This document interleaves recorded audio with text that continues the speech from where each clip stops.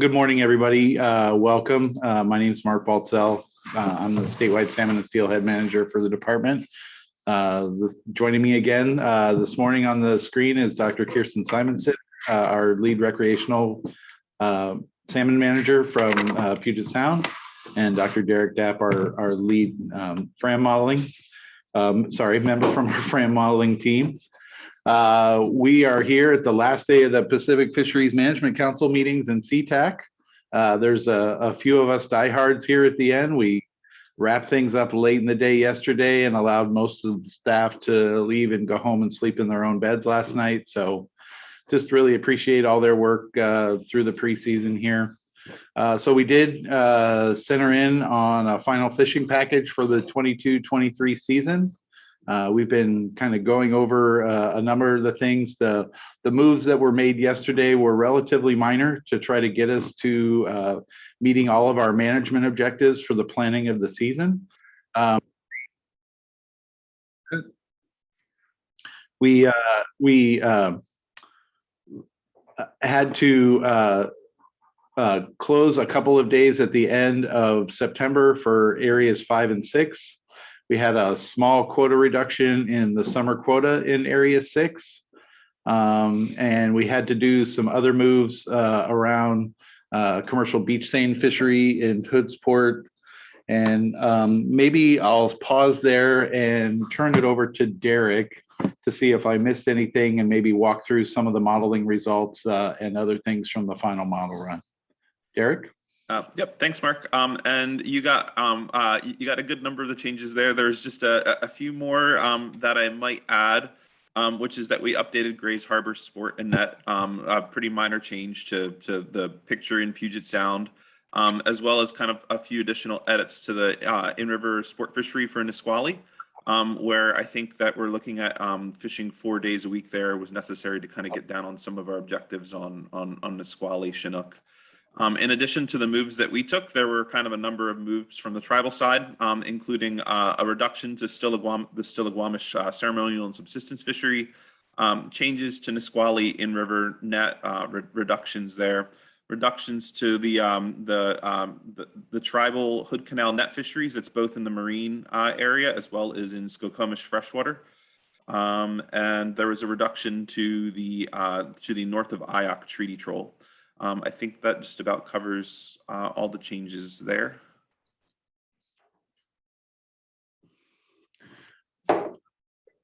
And would you like me to go through pull the final model runs up on screen? I would say that they meet all their management objectives. So I don't know if there's any reason to pull those up. I think we're good, Derek, unless there's a question from the audience that we need to pull them up. So really, maybe I'll just give a few general thoughts here before we go to questions. I think folks remember and understand, at least those who have been through the process this spring, that we had some and continue to have some pretty significant management challenges with the Stillaguamish stock. We had a number of other Chinook stocks that we had to shape our fisheries to meet those management objectives for this year.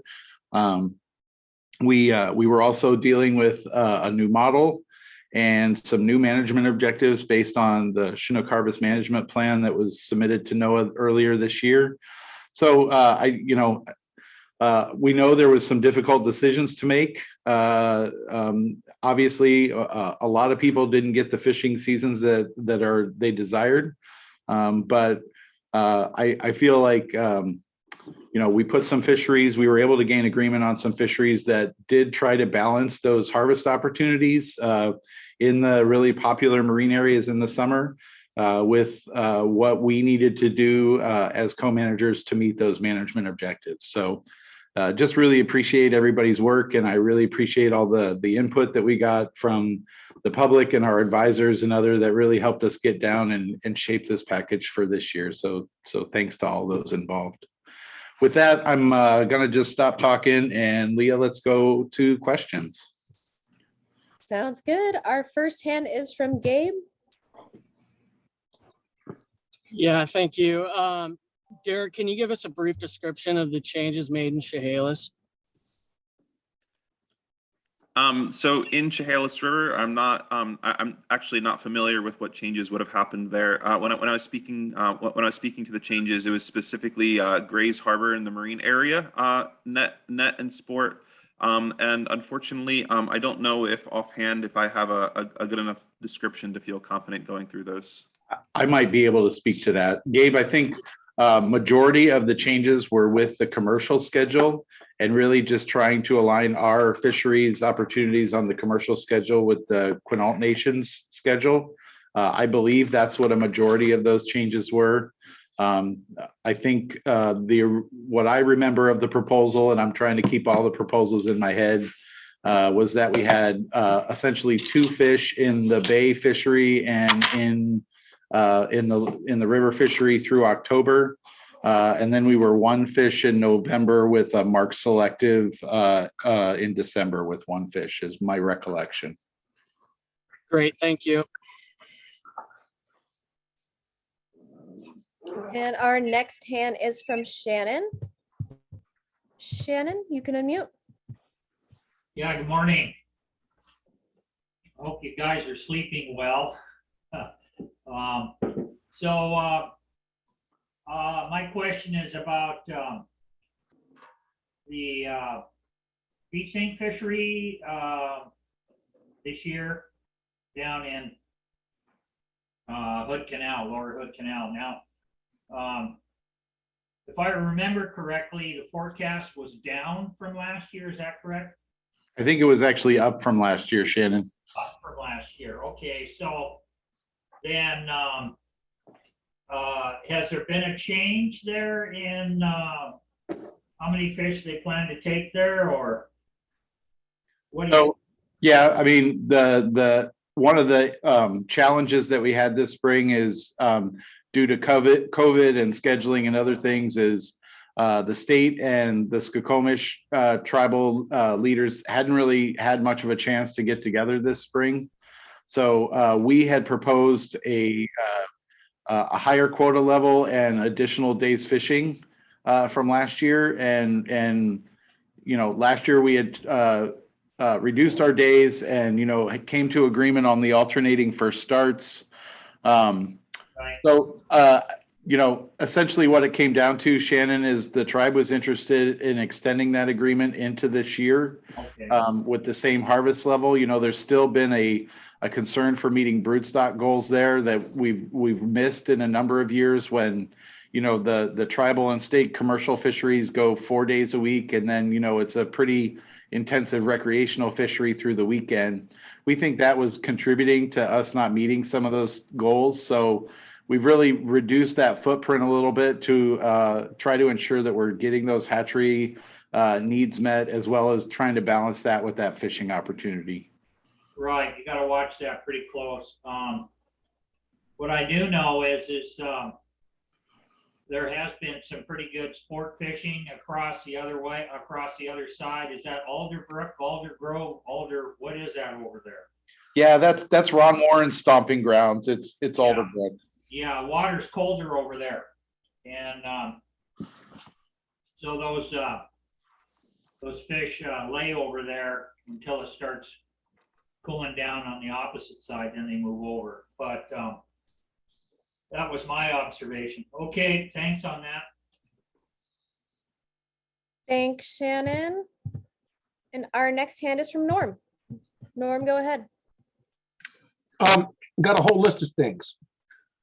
Those 2 matrix we put up yesterday for the Puget Sound fishing packages, you know, the little block things you guys put out. Is that still standing as what we got for fishing seasons for this week, for this year, for both Chinook and Coho? I believe so, Norm, but we can center it on specific fishery area questions if you have those. No, I'm just thinking that that matrix you put up yesterday, if that's mostly accurate, if we didn't lose anything else, or did we? Well, so as I just, oh, sorry, Derek, go ahead. Yeah, Norm, it's I'm going to put it up on screen in just a moment here. It's just about the same as it was yesterday. The one small change here is that you'll see this section added on to marine areas 5 and 6 at the end of September.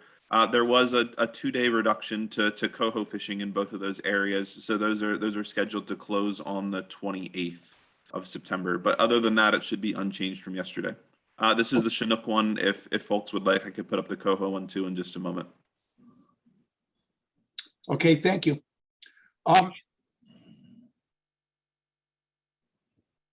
Did we lose you, Norm?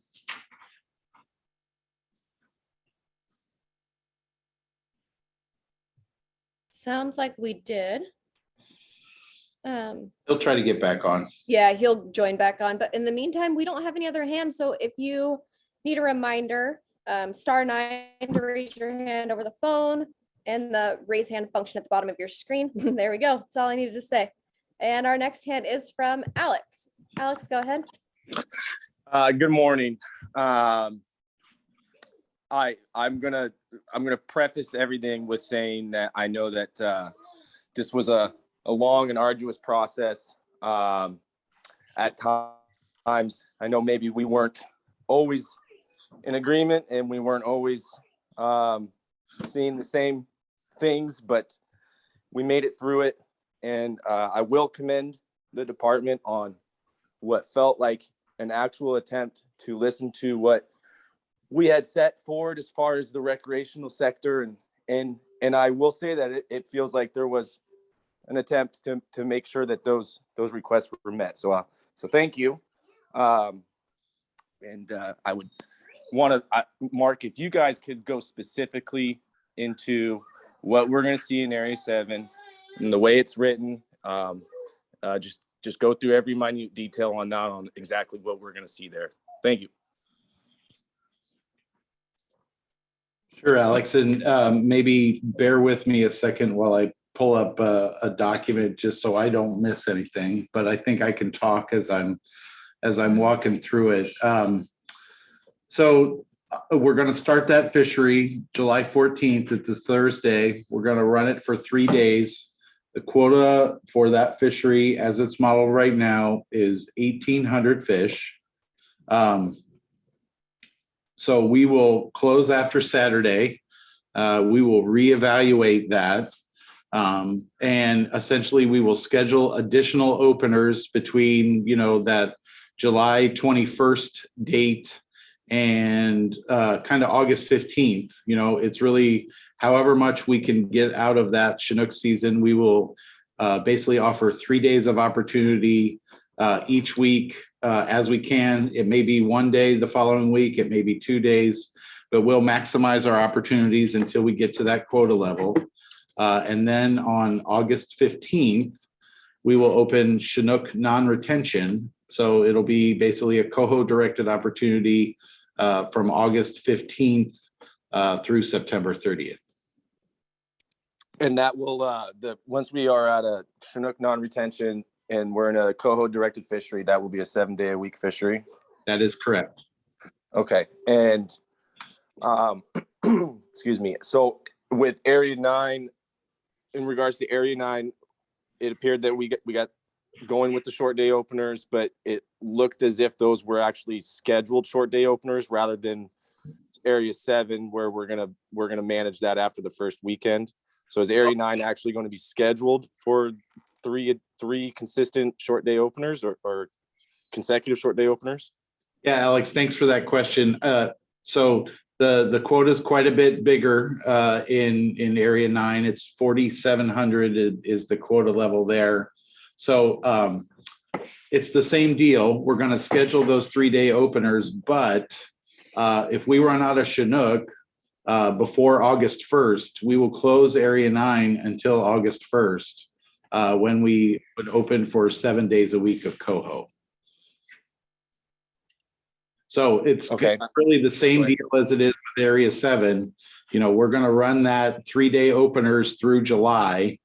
And if we can manage that season and keep people fishing through July, then come August 1st, we will open 7 days a week for coho. Or okay.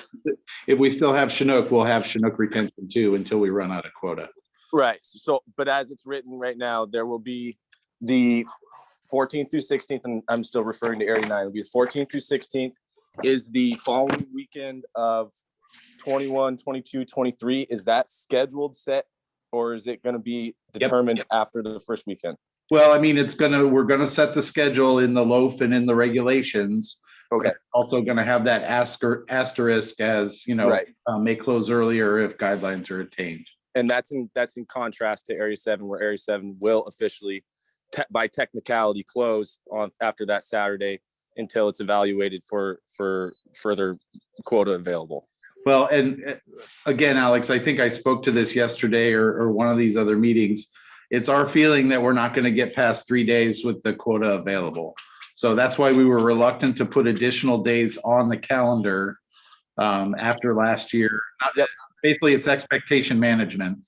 Yep. Yeah, I understand that. I that was clear yesterday. What I will probably just say with some skepticism is that I will trust that the department has not made a preconceived notion or hasn't made a predetermined decision that we automatically aren't, and that we're going to stay optimistic that there will be potential for future opportunity past that first opener. Thank you. Yeah, nothing would make me happier than to provide more opportunity.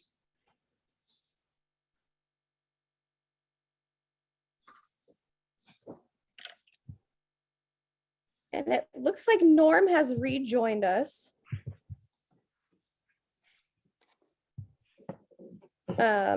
Norm, you can unmute. Yeah, Mark, as you can see, my computer crashed. I'm on my cell. And now Grace Harbor and the marine saltwater, when you were talking about that, were you talking about coho specifically? Correct, sir. Okay. Was the recreational component there altered? Do you remember? As of what was proposed before, no, I don't believe the recreational fishery was altered at all. The last shaping we had to do in that fishery was with the commercial fisheries. Okay. Most of the other questions were asked. I will talk with you again if I remember the rest of my questions. Thank you. No problem, Norm. You know how to get a hold of me. Yep. And our next hand is from Art. Art, go ahead. Good morning, everyone, and thank you so much. I know you guys went through a grueling ordeal the last week here. Is there going to be a commercial chump season in the general area, Marine Area 11 this year? Great question, Norm. As you know, we didn't schedule any fishing days last year. We have a little bit different agreement with the tribes this year, at least tentatively. I don't think we finalized anything yet. And I don't want to get too far into the weeds on the commercial fishery. We don't really have any official days scheduled. Basically, we will schedule days based on the in-season update from the test fishery that we have at Apple Cove for chum. So we do have a kind of a tentative schedule that will go through for rulemaking, but it's all predicated on what that run size looks like coming in through our in-season update models. So my question is, beyond that, will you simultaneously, if there is a commercial season, open it up for sports for chum as well? That's the plan and the intention. I saw Keith had a question in the chat about how the rec chum season laid out. Essentially, we did kind of agree to a repeat of last year where we're going to start the season closed. And if we get that indicator, in early October, early to mid-October about the run size, and we do open up commercial fisheries, then we will open up rec fisheries as well. Perfect. My next question, Gabe sent me a text and answered already. Thank you, Gabe. Also, can we fire off some in-season management suggestions here in the next few days after you guys rest up for our areas, kind of to take a look at our fisheries and try to extend it as long as possible? Yeah, I would encourage Art and other folks on the line, if you have suggestions for kind of daily limits, and how we may try to manage that, please send them to either me or Kirsten Simonson. And as we kind of center in on those for the regulations, then we'll take those into consideration. Thank you. All right, thank you very much. Thank you, Art. Our next hand is from Glenn. Glenn, go ahead. Good morning, everybody. Hey, and what was specifically the savings? I'm just out of curiosity for those last 2 days in September. For which stock? For whatever reason you used to cut the 2 days. Well, the reason we cut 2 days is that's what it took to get agreement with the tribes. There was a specific issue we were trying to deal with coho sharing and some concern for Hood Canal coho returning. Obviously that's the natural coho that we're concerned about. Although, I mean, folks may not understand the dynamics there. When you have a concern for natural coho stocks and you try to address those through areas that are fishing under marked selective fishery regulations, it takes quite a bit of movement to have much of an effect when you're fishing marked selectively. So it was a minor move to try to help with some of that stuff. It was mostly centered around Hood Canal coho, though, Glenn. Okay, thanks. And it looks like our next hand is from Henri. You're good to go. Hi, yeah, question about Area 7. How quickly can your staff, during the in-season modeling, how quickly can they determine the remaining quotas? So if if we have a Thursday through Saturday, will you be able to announce on Monday or Tuesday, or that there will be an opening for the following weekend?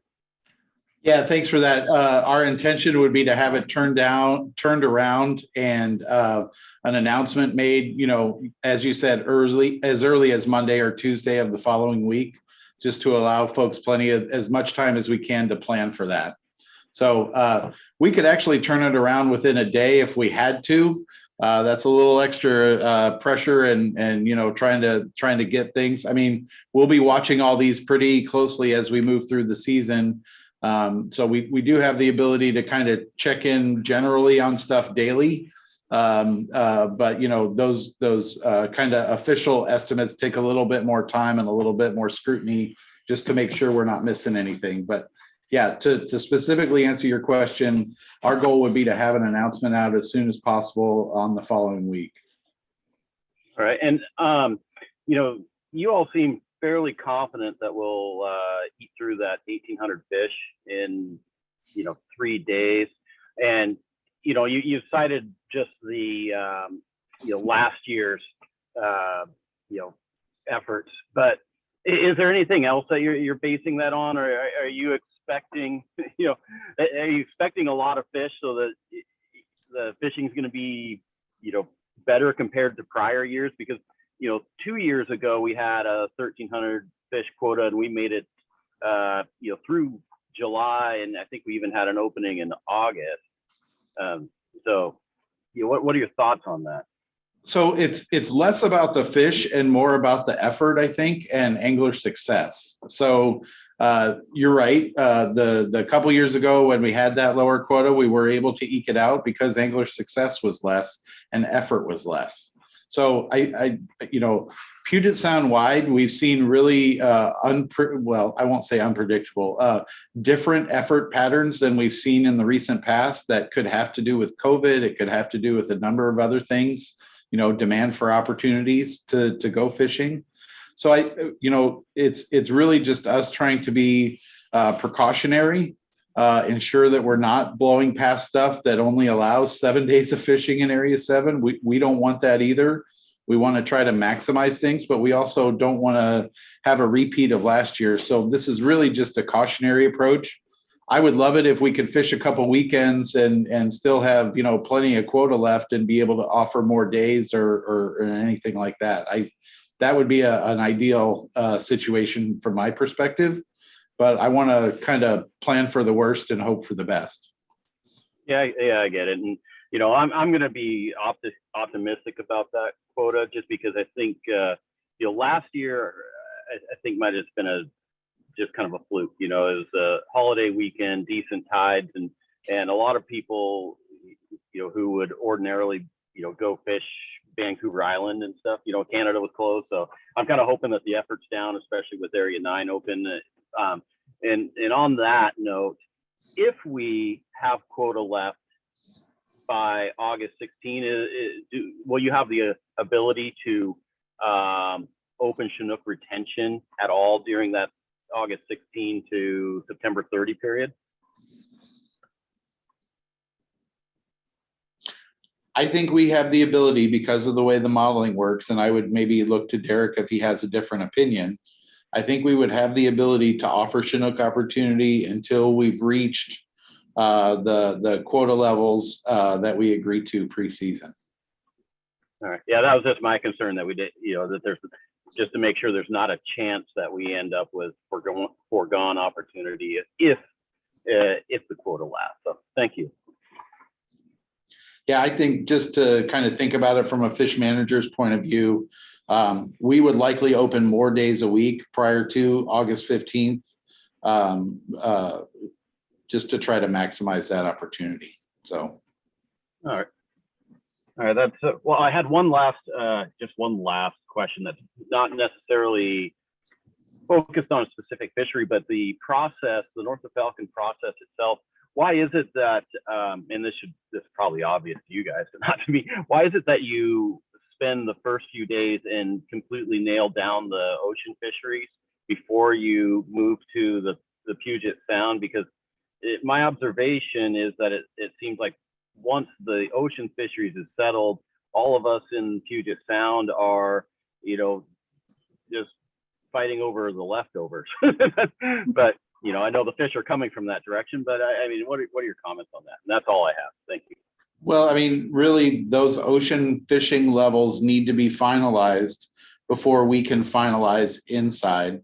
There was some really complicating factors this year that maybe led to a North of Falcon where things got pushed into the last 2 or 3 days at the end of the process.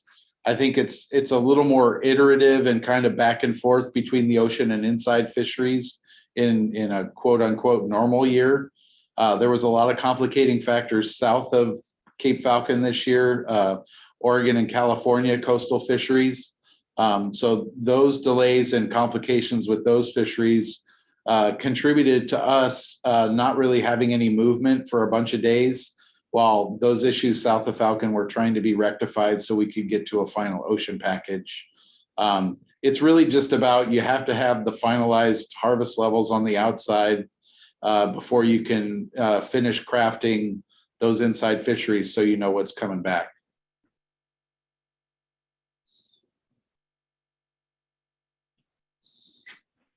All right, thanks. And our next hand is from Kurt. Kurt, go ahead. Yeah, I'd just like to thank you guys for all the long hours and lack of sleep that you put in for this time. I know very well what that's like, and it's muchly appreciated. And special thanks for all the questions that you guys field and all the nonsense you have to deal with us in the public and how and our desires and to want to go on. In terms of that July opening, Henry mentioned the tides. I don't know if anybody looked at the tide book recently, but we're looking at massive tides the 14th and 15th of July. In Seattle, we're looking at -4 foot tides and 15+ foot tidal exchanges. So the catches that first weekend may not be quite as high as we expect. And I guess while I got you, I'll have to ask about the Still-Squamish game fish seasons and what the fate of that was. And again, thank you very much. Hey, Kurt, for Still-Squamish game fish, we actually ended up with 2 modeled impacts representing both a coho and steelhead directed fishery. And what was the game fish season in the area? Was it just the main stilly or was it into the forks?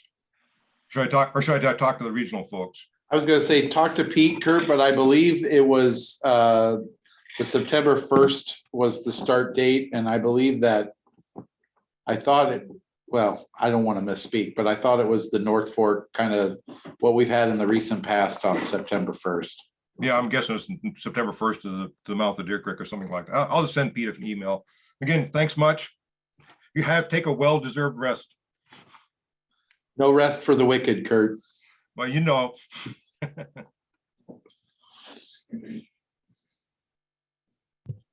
Thank you. Our next hand is from Carl. Carl, go ahead. Thank you. So, yeah, I just wanted to, a while back, I think it was Glenn was asking about the last few days of July, but nobody mentioned what area. Was that, you guys talking about area 9, that it's now going to be August 1st instead of July 28th or something? No, Carl. So yesterday we made a move that closed the last 2 days of coho opportunity in areas 5 and 6. So it closes on the 28th rather than the 30th. Okay, well then on a document that was sent out to us yesterday, it mentioned in area 9, July 28th. It looked a little different on another document. Is that the case? Is it go to the 7-day-a-week coho on July 28th in area 9? So I think that's the opener for area 9. I think what you're thinking about. So we have the July seasons, or that the weekend of the 14th, that 14th, 15th, 16th, like we have in 7, and then the following 3-day opener for the 21st, 22nd, 23rd. We decided, since it was originally scheduled to open August 1 in area 9, we just moved that to include that weekend as well. So it opens July 28th instead of August 1st. And then that coho season in area 9 now closes September 25th. So does that clarify that? So, yeah, I guess I see what you're saying, is that it just, the 28th is when the 3-day-a-week Chinook fishery would be open if there was quota left, but if there is not quota, it will open for coho on that day. correct. That's kind of how we did it. Since we were doing those kind of 3-day blocks, we just decided that since that would have been a 3-day block, we would have considered that we could just start it that day, and then that would continue on from there. So July 28th would be the start of the 7-day opener in area 9, assuming that there is Chinook quota, which there should be, and then for coho as well. That 4,700 fish in area 9, and what is the quota for area 10? I think it was close to 4,000. Yeah, Derek can check. Just shy. I think it was like 3,960 or something like that, Carl. And then I guess Mark, you also will be getting out a press release later today or something with the kind of a highlight of the seasons, or or is there, when can we see like some kind of document or news release or something that we can that is okay to share? I have that one from yesterday, but I suspect there's some changes in there. Kirsten, you want to talk, or do you want me to? No, I think we're working on it right now. I'm pretty sure that Public Affairs is getting some stuff together. I think it was circulated internally yesterday, and so I'm thinking that's ready to get going. I just heard from Ben in PA. He says that the season summaries page is online, and I'll make sure. There might be a couple things that I need to just check over and make sure that's the final version of it. So I'll make sure that gets the final version is up, and I can send you guys a message to make sure that you see that. And I mean, there's a lot of places to look. I mean, is it just going to be on the news releases page for WDFW advisors page, NOF? It's probably going to be under the NOF page, Carl. There's a season summaries tab there. Okay. Yeah, there's a season summaries for all of that, so we'll make sure it gets there. It has been under some of the meeting materials, just kind of the drafts, and we had those couple of things that were posted on the advisor page. We'll make sure that the official season summary gets posted on the official season summary North of Falcon page. So that should happen by, I would say, within the next couple of hours. All right.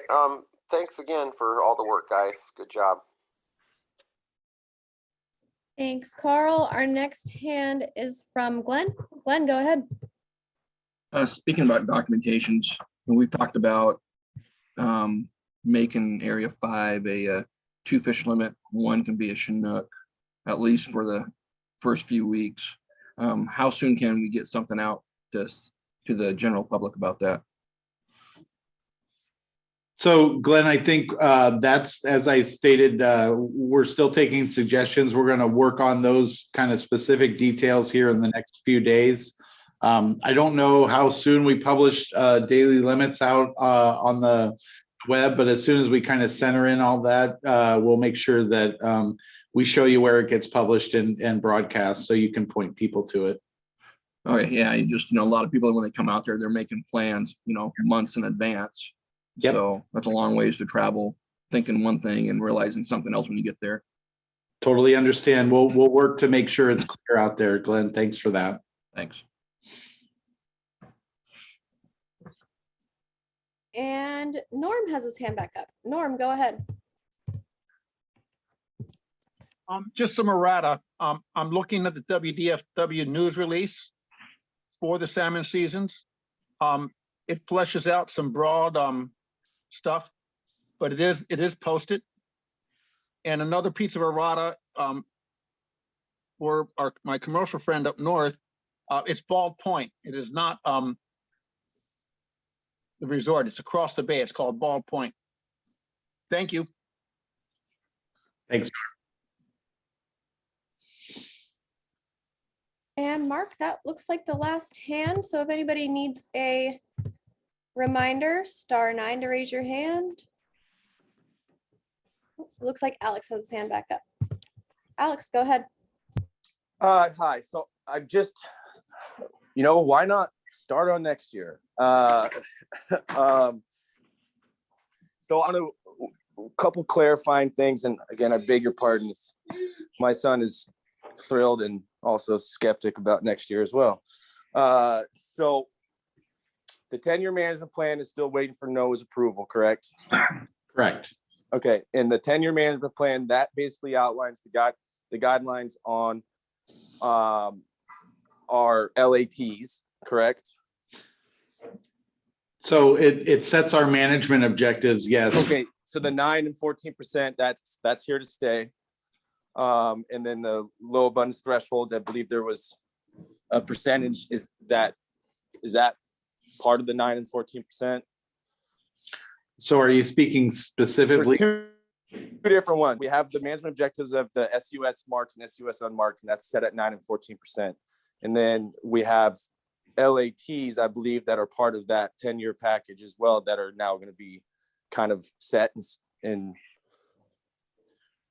So, I mean, let me see if I can try to answer it. And if I'm not centering on it, I might not be asking correctly. No, that's fine. Yeah. So I think you'll notice with different management units, different thresholds will trigger different things, right? So I believe with Stillaguamish, in order for us to move the needle on something different than 9 and 14, we need to expect like 1,500, I believe, back to the river in the preseason. Okay. So that's what would trigger something higher that we could work towards as a management objective, is if we were expecting more than 1,500 fish back. Okay.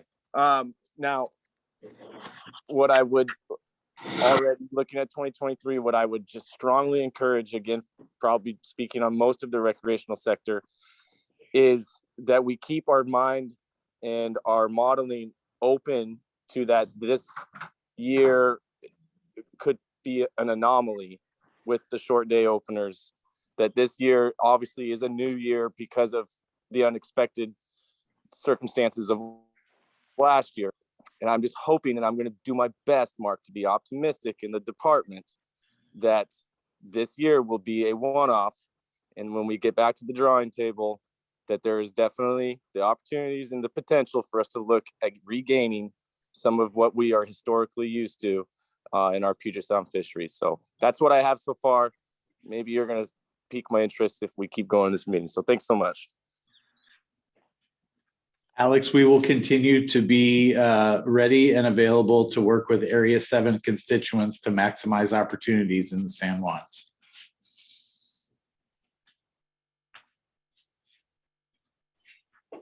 Looks like Keith had a question in the chat.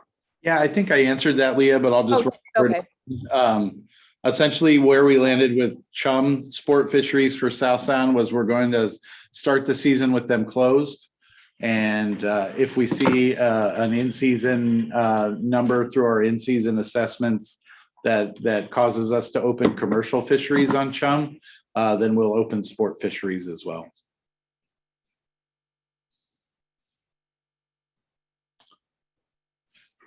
Perfect. And that looks like everything for now, Mark. Well, great. Thanks, Leah, and really thanks, Derek and Kirsten. And Leah, just a huge shout out to you for being our support rock through this whole North of Falcon process. I know you probably know more about salmon management from your position with the agency than most other people. So we just really appreciate you and everything you do for the team. And thanks everybody else on the team getting us through here. I talked long enough where I see Hank has his hand up, so go ahead. Yeah, just one comment. You know, I just want to say that I appreciate that the Zoom conferences for North of Falcon. I know some people have commented that they, dislike it and they, want to get back to, all in-person meetings, but, having a Zoom conference allows people like me who would not be able to attend to, participate and listen in. And so I hope that in the future, when you do get back to in-person meetings, you do it through some sort of hybrid approach so that the rest of the public can continue to participate. Thank you. Thanks for that comment, and absolutely, we will be continuing virtual and/or hybrid meetings in the future. We've seen incredible participation since we had to start down this road due to COVID. We really appreciate it. We know what a burden it is for a lot of people to do in-person meetings. And so, yeah, we're really excited about the platform and the ability to do these things and involve more people in the future. So really appreciate that comment. And with that, I'm going to say thank you again to everybody and appreciate everybody's work and participation. And we are going to sign off for the 2022-23 North Falcon season. And we will look to everybody in the future to join us again. Tight lines, everybody. Thanks, everybody.